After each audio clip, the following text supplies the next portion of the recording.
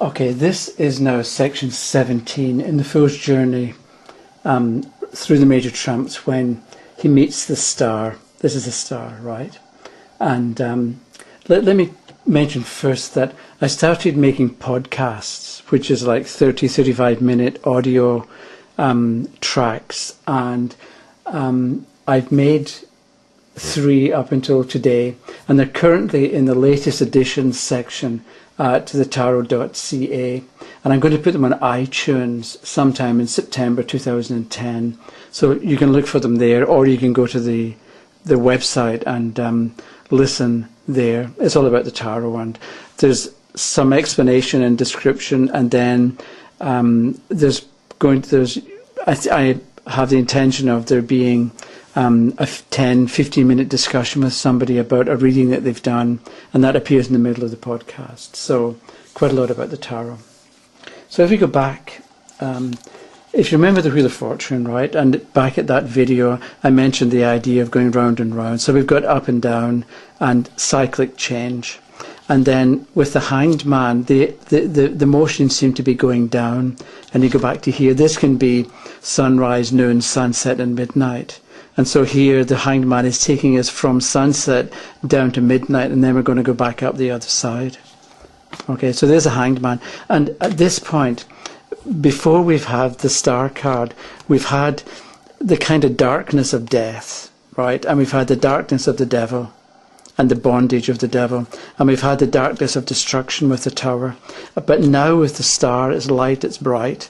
It seems as if we're beginning, maybe we've been around this bottom part of the cycle and we're coming up here, and maybe the Star is somewhere in here, and that's going to be sunrise with the Sun card, and we've got the Moon to go through first. So this is maybe giving us an idea of where we are. So at the top here we've got an 8-pointed star actually, and I made this little diagram because there's a cross, right? And you put this other one in it on top of it, and if you turn this around, okay, to about there, you're going to have an 8-pointed star. So somehow, even though the star looks kind of fixed, somehow the 8, the cross, and it seems to be containing movement and a cycle and change and activity, even though maybe not a lot appears to be going on with this particular star. So, we've had the darkness of death and the devil and so on, and so because we're going back into the light of day, or at least into the light, things are going to be clearer. So we're leaving darkness behind and moving into light. So things are going to be clearer and cleaner, and because there's going to be light, there's going to be less fear, or less imagining the worst. Because if you've ever had a nightmare, or in the middle of the night and you're worried about something, it always seems an awful lot worse because it's dark. But if you look at the same situation in the middle of the morning, when it's light and the sun's shining, it's never quite as bad. So with the Tower and the devil and the death card, we have a certain amount of anxiety and fear, right, turning into something that's very difficult to handle. With the Star and cards after this, with the Sun and Judgment and the World, we're going to find that there's more increasing confidence and sureness that things are going to be okay, or that you're going to be able to handle whatever it is that life gives you. So now we have the Star. So it's bright and it looks pleasant, but we ought to remember that we see the stars at night. So we're still in the dark, even though it doesn't look like it. But at this point, we're trying to find direction, or we want to navigate by the stars, we could say, to see where we are, or to figure out which way to move if we're going to get to where we want to go, right? And so we can think of this card as one of navigating through a dark period. So you might think everything is fine because of the nature of the card, but you're still in the dark. So the advice of the card can be to the Fool, don't get too far ahead of yourself, right? You're still in the dark, so be patient and thoughtful, instead of just thinking everything is wonderful now and rushing wildly into the next stage. Because at this point, think of it as navigating and moving in a chosen direction, right? And you've got a better sense, with this card, you're going to have a better sense of where you're going, or where you are, and what's going on. And that's a good thing, because it means that you also have a chance of reaching your goal because you have one. So if the fool were to ask the woman what she's doing, what would you say? And I think it's not an easy question to answer, because the woman's she's kneeling in a strange position, and we wonder what she's doing with the goblets and where the water came from here and here. And she seems to be pouring onto the earth, but as well she's pouring back into the pond or into the water. So the other thing is the pond very shallow, right? And it's not really a pond, because if you see her foot here, is she standing on earth and there's just a little layer of water, or is she in some way standing on the surface of the water, or the water in some way supporting her weight? And how can that be? So this is kind of puzzling, especially after the sort of relative clarity of the meaning of the devil and the meaning of the tower. So in her left hand, she's pouring water onto the earth, and we can recognize this as providing moisture to irrigate the land and encourage growth. And if you've ever watered a plant or watered a garden, you can understand this action. So the fool, when he meets or she meets the star, can be learning about the need to nurture and care for, the need to give food and supporting material to whatever is going on. Right, so it can be a good thing to cultivate the garden or to take care of what you want to develop. And so maybe the star upside down is somebody who doesn't put time and energy into a project or into a situation, and so they don't get the result that they seem to be wanting. What about the other goblet here? She's pouring water into water. So is she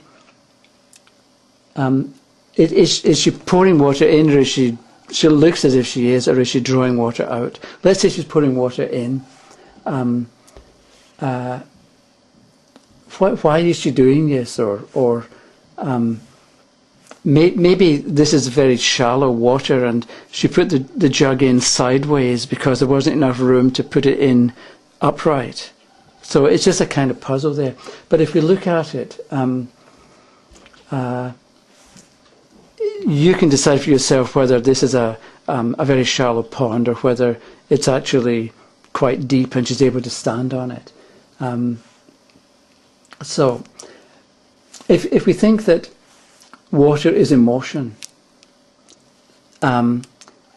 this card can be saying that when there's emotion involved in a situation, it's like a never-ending stream.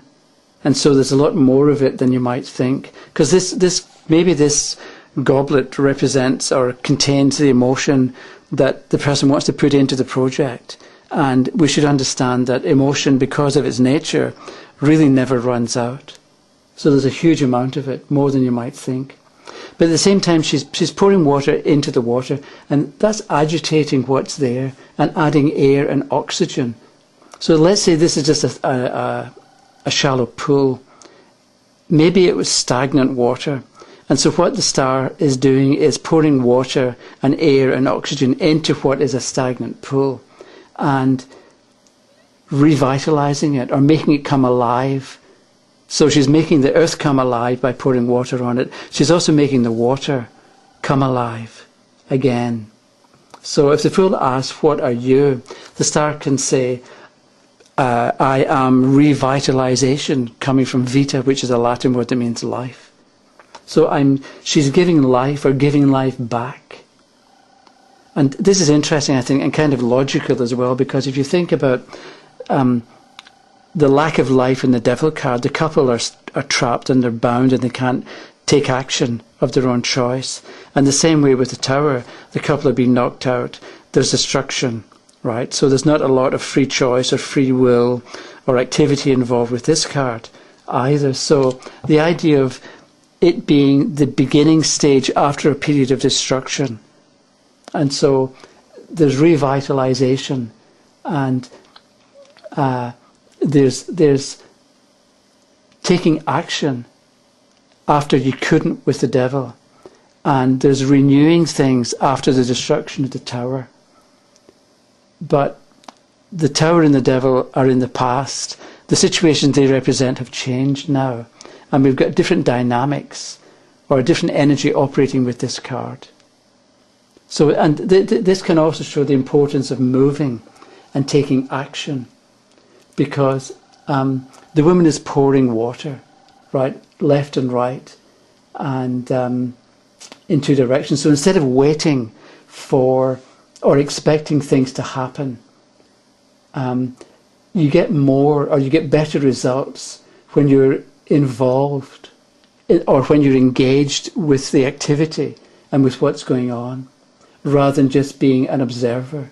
It reminds me of Jean-Luc Picard in Star Trek, The Next Generation, when he wants the Enterprise to move, he says, engage, right? And so in the same way, the character in the star card is engaged in the activity of the card. And so you're going to get better results if you take action or if you're active. So there are times, obviously, when it's a good thing and it's a better thing to be an observer and to be detached from the situation, so you can handle it in an objective way and not be emotionally involved in the situation. But somehow with this particular card, you shouldn't just sit back and wait for things to happen. Certainly not if you want a particular result. You have to make the effort. And also maybe because it's a new stage, beginning after a period or an event of destruction from the tower, right? And you need after the destruction of the tower, you need commitment, and you need ideas, and you need enthusiasm to get you going, right? Or to start things up again. And not have sort of like one foot in the past holding you back all the time. So with the star, we're looking at renewed confidence, enthusiasm, imagination, ideas, to get something moving, maybe to get it moving again, but to certainly get it moving into the future, or into a better future, maybe than there has been in the past. So, let me just check the time. Okay, I have about 2 minutes left to get under the limit. So it's still night time, right? It's not yet daylight. There's work to be done. And this is a new stage of development with the star. And what you're doing, the star is up here, right? And if you navigate, you're looking at things that are a great distance away. So we can understand our position if we're navigating by the stars, or when we refer to something that is at a huge distance from us, right? So if we're trying to navigate by the stars, they're fixed points, so we can get our bearings and we can make short directional changes and know where we're going because of our relationship with the distant star. So the star can be telling the fool, if you've got a problem, don't look to where you want to go, but into the far distance. So if you want to improve a relationship, instead of looking at the limited relationship itself, think about what makes a good relationship in general. Like up here, a general statement, and bring some of that makes a good relationship into what you've got at the moment, and that'll make it better. Or if you want to do a better presentation, you don't start with the bits and pieces of your own presentation and try to work out from there. But you start from what makes an excellent presentation and move inward and incorporate portions of or ideas of good presentations into what you already have. So the idea of, instead of dealing with a problem, understand the ideal solution and then bring some of it to bear upon the actual conditions that you're dealing with. So that's a very rushed ending for the star. Next is going to be the moon.